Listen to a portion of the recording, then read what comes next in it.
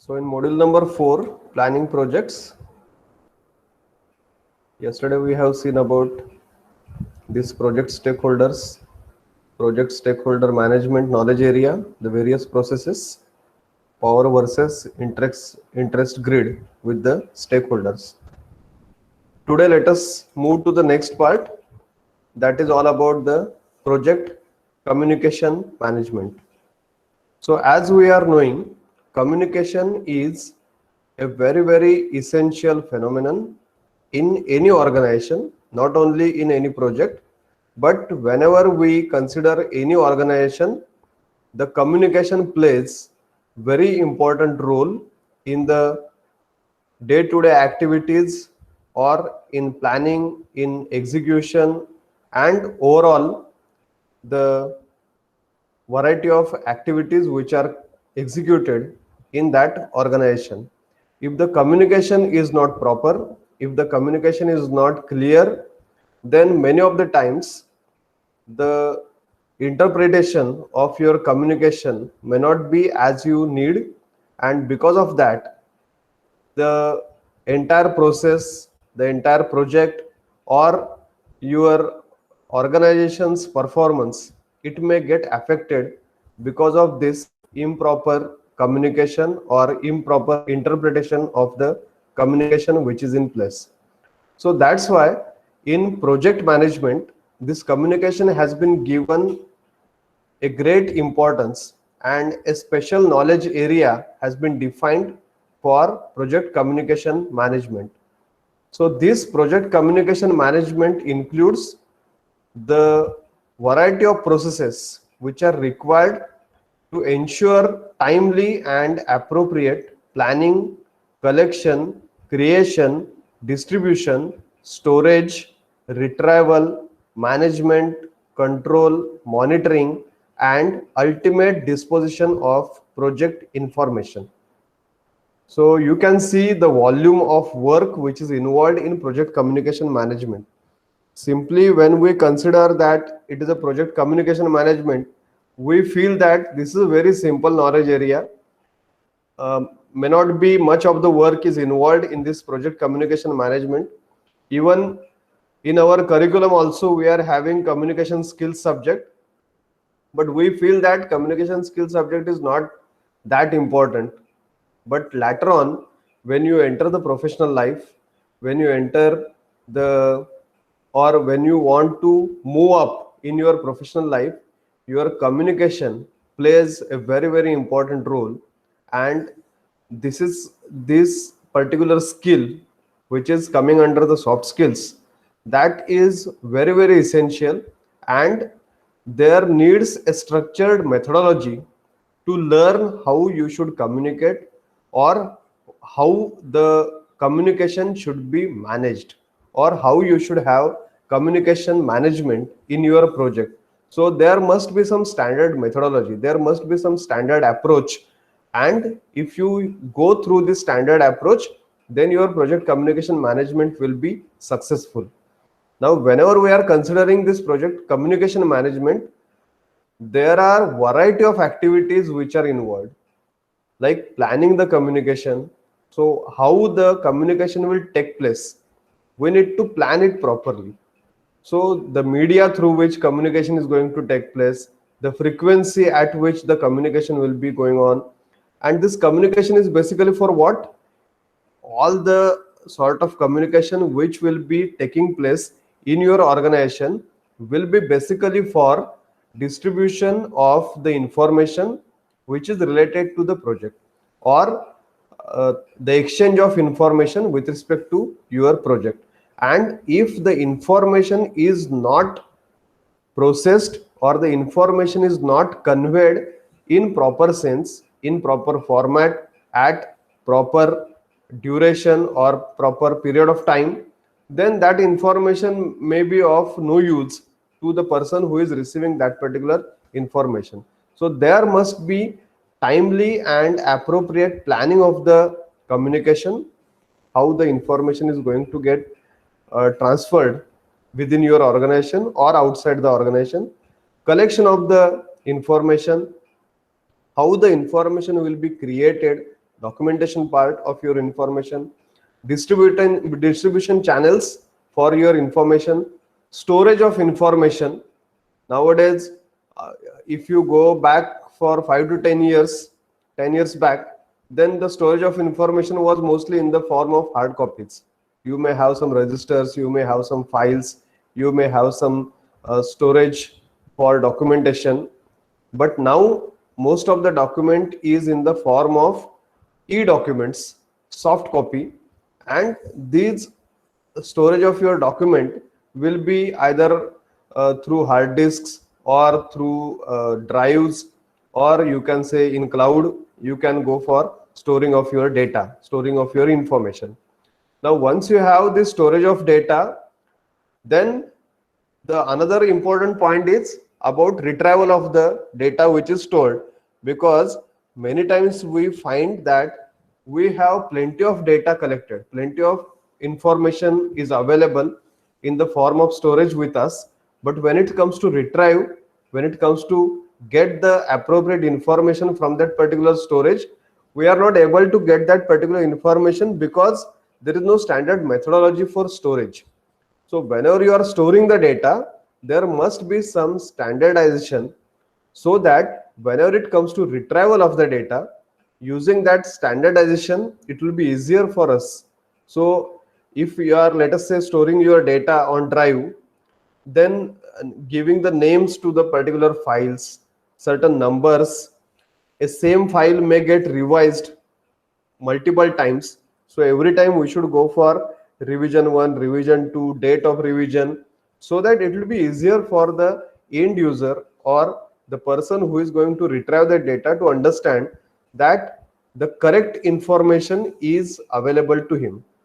Otherwise, if you are not giving proper naming, proper storage precautions you are not taking, sometimes you may not be getting the relevant data. It may happen that you may be getting the irrelevant data which is of no use. Like let us say you go many times for project presentation. So you are 3 to 4 partners in your project group. All of you are working together to prepare the slides, and in your pen drive, if you are coming with a pen drive attached to the laptop, we find that there are 3 4 files with the name presentation, presentation 1, presentation 2. Sometimes we go for giving the name as presentation final, but then again there is presentation final 1, final 2. So we don't understand that exactly which file we need to retrieve. If we don't give proper name, so which file, who has created, when it is created, when it is updated, when it is revised, whether it is the original file or it is the revised file, if it is not understood properly, we start with some presentation and then we say, oh, this is not the correct presentation.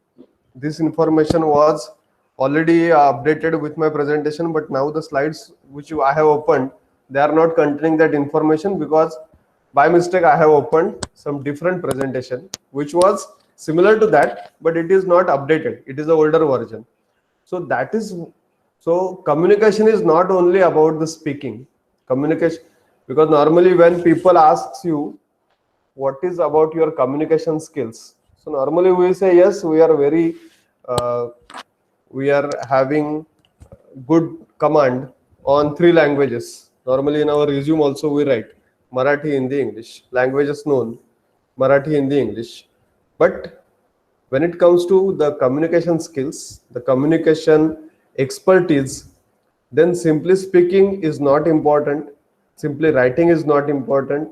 There are many aspects of communication management, and we should master those particular aspects if you are going for executing your project.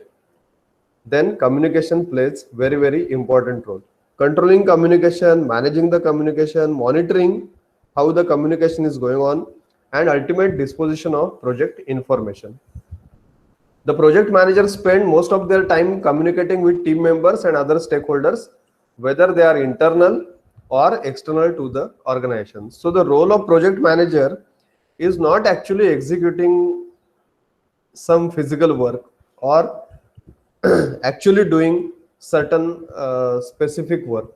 Most of the time, project manager's work will be the work of coordination of various activities. And whenever he is doing the task, because ultimately he is manager, his task is not to do particular work as executive. His task is to manage the work. His task is to direct the people to carry out certain work. He is manager, so he will be required to coordinate the various activities which are going on in his project team.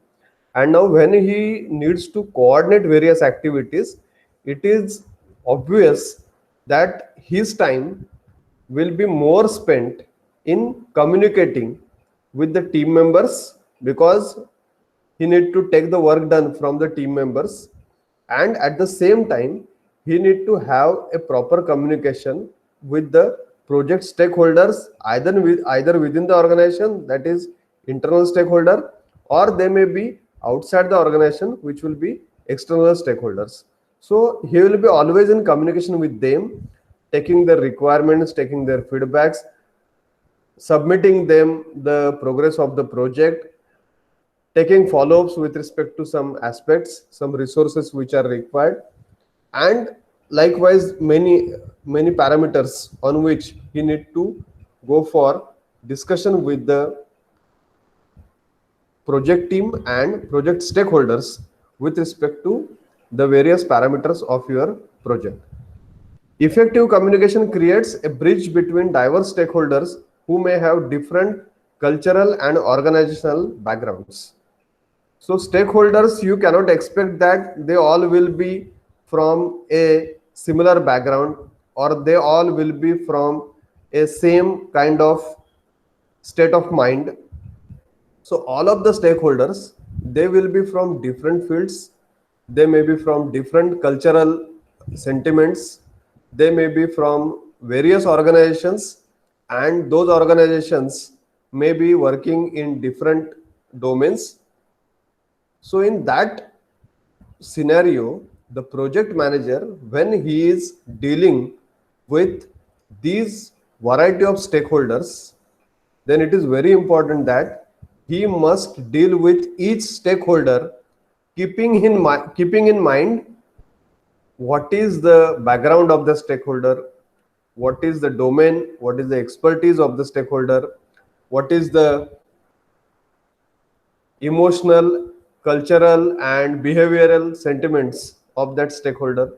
Keeping this all things in mind, the project manager need to plan properly how the thing should be communicated with that stakeholder. So that's why the effective communication is a bridge between these diverse stakeholders, different levels of expertise and different perspectives and interests, which impact or have an influence upon the project execution or outcome.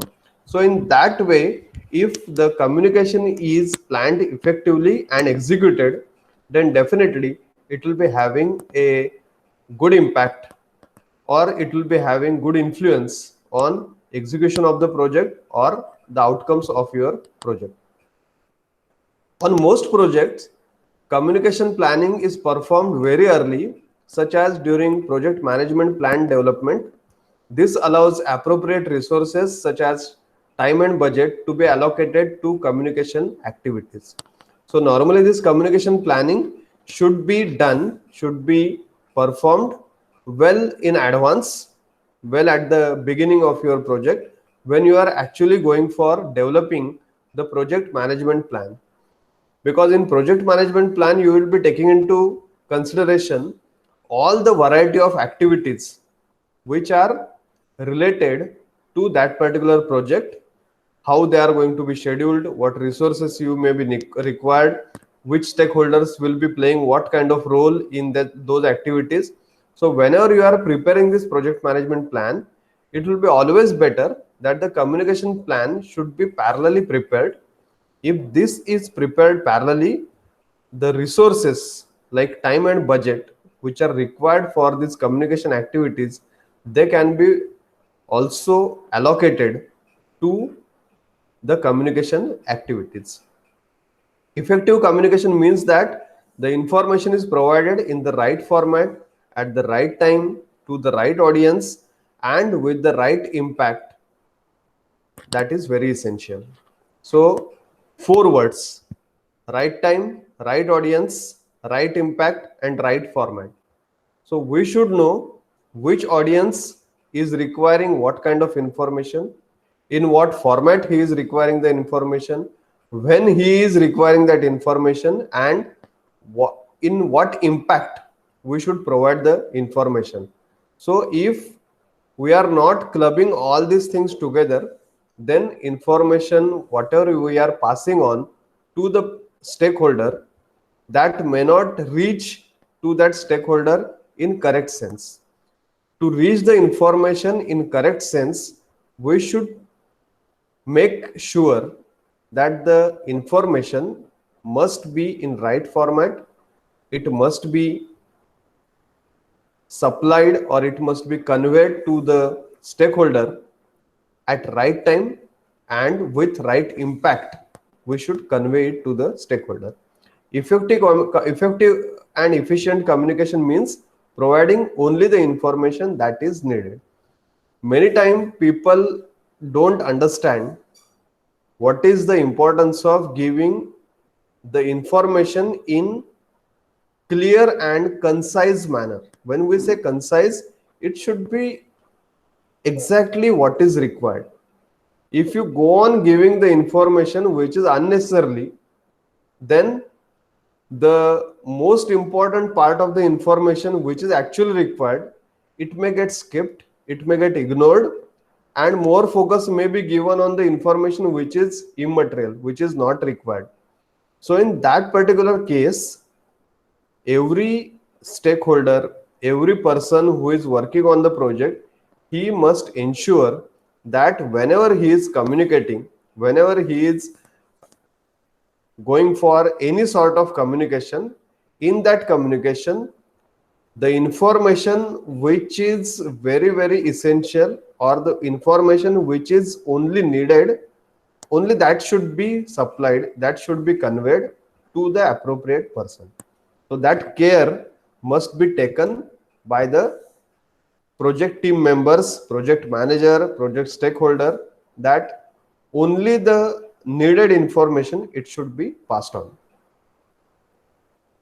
Coming to the next discussion about the various communication activities and the dimensions of the communication activities. While most of the projects share the need to communicate project information, the information needs and methods of distribution may vary widely. So there is no particular standardization that the information, who will be needing it and how to distribute it. Depending upon the project, the needs and methods of distribution of the information may be changing depending on the organization, depending on your project. In certain cases, if your project is confidential, like if you are working on certain projects which are related to defense ministry, or you are working on certain projects which are related to the economy of your nation, then those projects may be very confidential, and in that case, the distribution of the information, the people who need that particular information may be very small in number. The method of distribution of information also may be very confidential media through which only the distribution of information is allowed. So in that case, depending upon the requirement, depending upon the situation, the needs and methods of distribution of the information, they should be considered. In addition to this, the methods of storage, retrieval, and ultimate disposition of project information need to be considered and appropriately documented during this process. So when you go for project communication management, we should also document that what will be the method of storage, what will be the retrieval method, retrieval frequency, and how the project information will have ultimate disposition. So that should be documented properly, so that if some different person is reading that document, he will clearly understand the importance of the information, how it has been stored, how it can be retrieved, and how it can be disposed to the particular location. The communication activities involved in these processes, which processes like storage, retrieval, disposition, distribution, and this all, they may be having potential dimensions that need to be considered. So which are these potential dimensions? These potential dimensions are internal and external. So when I say internal, these are nothing but the communication within the project, and when we say external, it is communication outside the project. So when we say about external, it may be communication with the customers, vendors, other projects, project organization, and the communication with the vendors.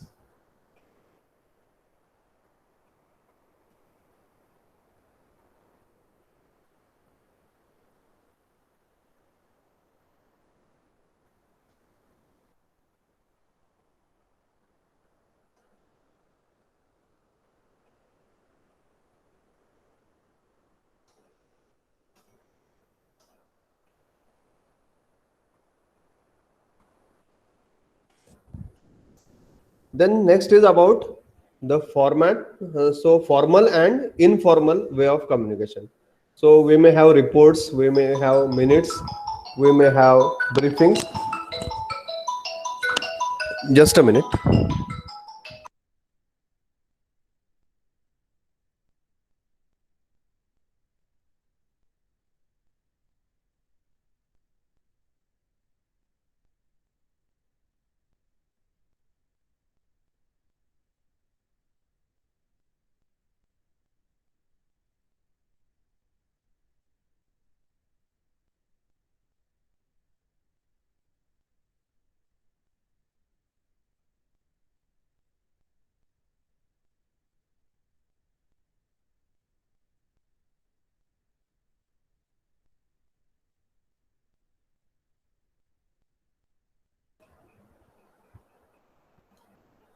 So we may have reports, we may have minutes of meetings, we may have briefings of any discussion which has been held within the project team or the stakeholders. We may have certain emails, memos, ad hoc discussions, etc. Then the communication may be vertical, up and down in the organization, or it may be horizontal on a same level within your organization. The communication may be in the form of official communication, like it may be newspaper, newsletters, or annual reports of your organization, or it can be unofficial, like off the record communication. And the other dimensions of communication are written and oral communication, verbal communication, non-verbal communication. So sometimes we express some activities or some decisions through body language. So that is also a way of communication which is considered as non-verbal communication. The next is about the basic communication model. So as you know, some of you are from EXTC background, some of you are from computer. So there is a concept of coding and decoding, encoding and decoding. So that is nothing but what? It is a communication process, basic communication process. The sender, the person who is sending the information, he will encode it, and the receiver who is receiving the information, he will decode it, and then will try to understand what is the meaning of the information whatever he has received. Then he will again send the feedback, and whenever he is sending the feedback, then that will be again reach to the sender, and he will again decode it, and he will try to understand what is the feedback of that particular communication. So the components of basic communication model need to be considered when project communications are discussed. As part of the communication process, the sender is responsible for transmission of the message, ensuring the information being communicated is clear and complete, and confirming the communication is correctly understood by the receiver. So the sender is having a great responsibility. The sender, because the person who is going to send the information, he is a key person in this communication model. the sending person, he must be assured with that whatever information he is sending, he is responsible for how the transmission of the message is taking place. He should ensure that the information which is being communicated, it is very clear, the information is not vague, it is complete in all sense. And also he should confirm that whatever communication he has sent, it has been clearly understood by the receiver. So this is all the responsibilities of the person who is sending a piece of information or the communication to the receiver. On the other hand, the receiver also plays very important role. This receiver will be responsible for ensuring that information is received in its entirely understood correctly, acknowledged and responded to appropriately. So the receiver must take care that he should make sure whatever information has been sent by the sending person, sender, that all information he has received in its entire form. So it is not half or some information is not received yet. So all information which has been sent by the sender, the entire information has been received or not, that must be ensured by the person who is receiving it.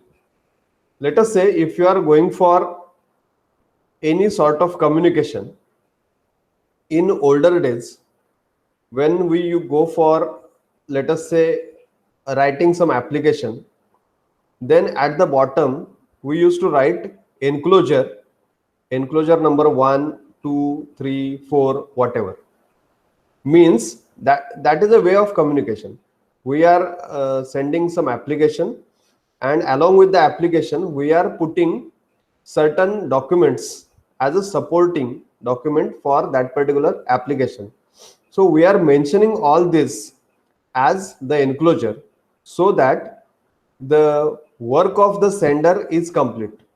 He has ensured that the information which is sent is clear and complete, because he has listed all the things which are at the bottom of the letter or application and mentioned it that as enclosure, that these are the things which have been attached to this particular application. Now when the receiver receives that particular application, he must ensure that whatever 3, 4, 5, 6 documents they have been mentioned as the enclosures, whether they are attached or not. So if he founds that some of the documents have been mentioned at the top but they are not attached actually, then he should communicate to the sender that some things are missing, some of the documents they are missing. Let us say nowadays we are going for we go normally for email of some sort of information from one end to other end. If let us say we are going to attach some documents as attachment, then what we should do is, if we want to have proper communication, then in the body of your mail you should mention number of files which have been attached, or if possible you can go for list of files which have been attached, so that the person who is receiving, he will cross check number wise the number of files which have been mentioned in the text of your mail and actually how many files they have been attached.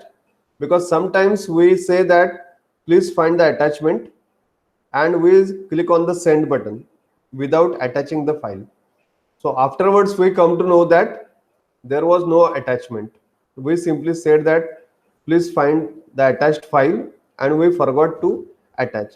So nowadays, because of this artificial intelligence and these softwares, if you have any word like the file is attached and if you don't put any attachment, the server will ask you, you have mentioned it is attached but there is no attachment, should we send anyway or you want to attach?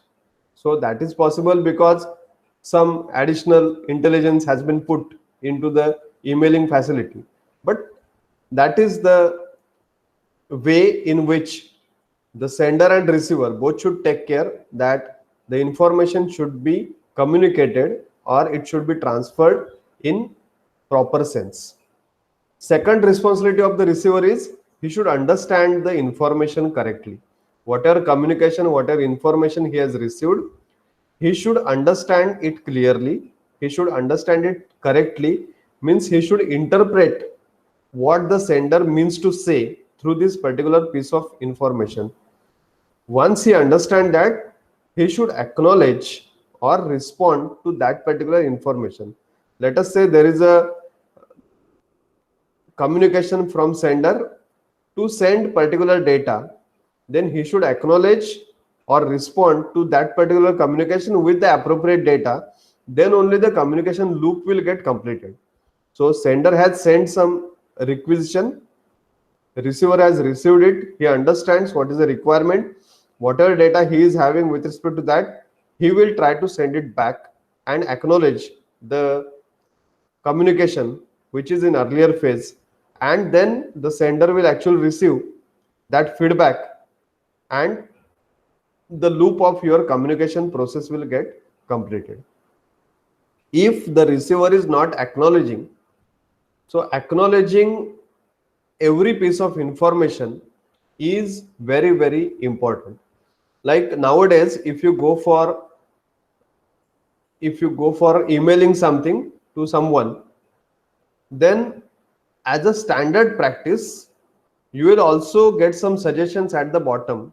So once you read that mail, at the bottom, the server or the mail provider will also give you some suggestions to give the acknowledgement of the mail received. So normally there are certain acknowledgement like thanks for the information, or yes, I have received it, or thank you, something like this.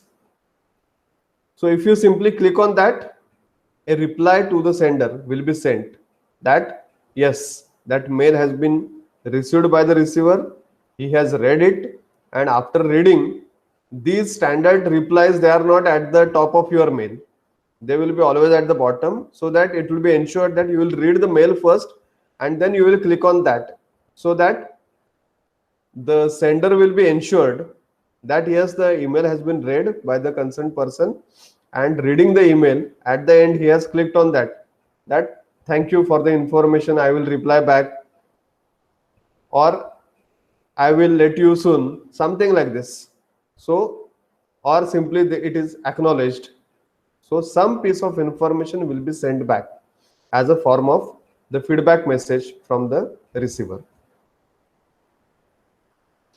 Then about the communication plan, the communication management plan provides guidance and information on managing stakeholder expectations. The information used includes but not limited to stakeholder communication requirements, information to be communicated, including the language, format, content, and level of detail, reason for distribution of information, person or groups who will receive information, and escalation process. So this communication management plan, this is basically prepared for what? To understand what are the stakeholder expectations about the communication and how we can go for managing the stakeholders expectations. The information whatever you are going to send, receive, process in this communication management, this information may be in the form of whatever are the communication requirements of your stakeholder, what type of information they need, this information whatever you are communicating, what type of language they are expecting, in what format they are expecting the communication, what are their expected contents. So some stakeholder may be only interested in the quality of your project, some stakeholder may be interested in the profitability of your project, some stakeholder may be interested in what is the utilization of human resources in your project. So likewise, everybody's interest may be different. So you should know what are the expectations and requirements of the stakeholder for your communication. So common information should not be passed on to each and every stakeholder every time. Some common information you may pass on at regular intervals. But depending upon the stakeholders' engagement with your project, you should know what type of information or which information is to be communicated to that particular stakeholder. Sometimes the languages, especially when you are working on international projects, the languages in which you need to communicate with the stakeholders may be different. Some countries, English is a common language, so there may not be much problem. But whenever you go with certain countries where they are more sticking to their local language and they're reluctant with the English, then you need to convey the information in their own language. So that is also essential. Level of details. If you are communicating with a stakeholder who is having very minimal amount of interest, minimal amount of authority in your project, then you may go for conveying the information at superficial level, not details. But when you know that a particular stakeholder is a very key decision making authority in your project, then he must be given the detailed information about that particular aspect. So likewise, it is not one standard communication or one standard information to be communicated to everyone. It will be always varying with respect to whom you are going to send that particular information, who is the stakeholder. Reason for distribution of information. So we must know why we are giving this information to that particular person or that particular stakeholder. What is the role of that stakeholder, why he needs the information, and whether really this piece of information is required to be given to that stakeholder or not. Persons or groups who will be receiving the information and escalation process. So that is very important. If you want to escalate your process, you want to make it faster, then how to go for escalation of your communication process. The methods of communication identified for each stakeholder in the communication management plan are utilized during stakeholder engagement management. So this communication management and stakeholder management, they go hand in hand because they depend on each other, because communication is always with the stakeholders, and whenever you want to engage the stakeholders, you are going for stakeholder engagement management, then this communication management plan will be a very effective tool for engaging your stakeholders. Based on the stakeholders communication requirements, the project manager decides how, when, and which of these communication methods are to be used in the project. So the stakeholder will convey what are their communication requirements, and based upon that, the project manager, it will be easier for project manager once he understand what are the communication requirements of the stakeholders. That will give him a fair idea about which information, how, when, and in what format it should be conveyed to that stakeholder. So this is all about the project communication management. Next part is with respect to the another important knowledge area, that is project risk management. So in today's session, we will just try to go for introduction of this project risk management, and in the next session, we will go for detailed understanding of this entire knowledge area of project risk management. So basically what this project risk management is all about, this project risk management includes the processes of conducting risk management planning, identification of the risk, analysis of the risks, planning the risk responses, and controlling the risk on a project. So various activities which are involved in this project risk management are planning risk management process, identification of the risks which will be probable for your project, analyzing the risks in qualitative as well as quantitative manner, and then going for planning how to respond those particular risks, and finally how to control the risk. The objectives of project management are to increase the likelihood and impact of positive events and decrease the likelihood and impact of negative events in the project. So these risks, if we consider that they are a kind of event, the risks may be in the form of positive risks or some risks may be in the form of negative risks. Whenever you have these two categories of risks in front of you, the positive risks or the positive events, always there should be an effort to increase the chances of their occurrence, that is likelihood, and the impact of those events on your project. So if we can increase the likelihood and impact of positive events on your project, that will be always a great asset. It will be a great achievement. At the same time, sometimes you find that there are certain negative events, there are certain risk categories which will be having negative effect on your project. In that case, what we can do is, as a part of project risk management, we should be trying to decrease the likelihood or the probability of occurrence of those negative risk events, and also how you can try for reducing the impact of these negative risk events. So in this particular scenario, as we have understood, there are two types of risk categories. Some will be positive and some may be negative.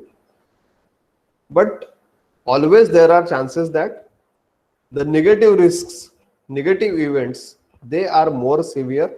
They are the chances of occurring negative events, it is more. And whenever we say project risk management, we are more focusing on the negative events or the risk categories which have got negative impact on your project. So project risk is an uncertain event or condition that, if it occurs, has a positive or negative effect on one or more project objectives such as scope, schedule, cost, and quality. So there are four project objectives. One is scope, other is schedule, third is cost, and next is quality. So if these four objectives, they are getting affected either in positive manner or negative manner because of certain events which are uncertain, then we say these are nothing but the project risk categories, or these are nothing but the project risks. A risk may have one or more causes, and if it occurs, it may have one or more impacts. So the risk may be occurring because of some reasons, and if it is occurring, it will may be having certain impacts on your project. A cause may be a given or potential requirement, assumption, constraint, or condition that creates the possibility of negative or positive outcomes. Whenever we say about a cause, which may be a given or potential requirement, it may be an assumption, it may be a constraint, or it may be any condition which is creating the possibility of either positive outcomes, then it will be a positive risk, or negative outcomes, which will be a negative risk. The risk is that permitting agency may take longer than planned to issue a permit, or in the case of an opportunity, additional development personnel may become available who can participate in design, and they can be assigned to the project. If either of these uncertain events occurs, there may be an impact on the project scope, schedule, quality, or performance. Risk conditions may include aspects of the project or organization environment that contribute to project risk, such as immature project management practices, lack of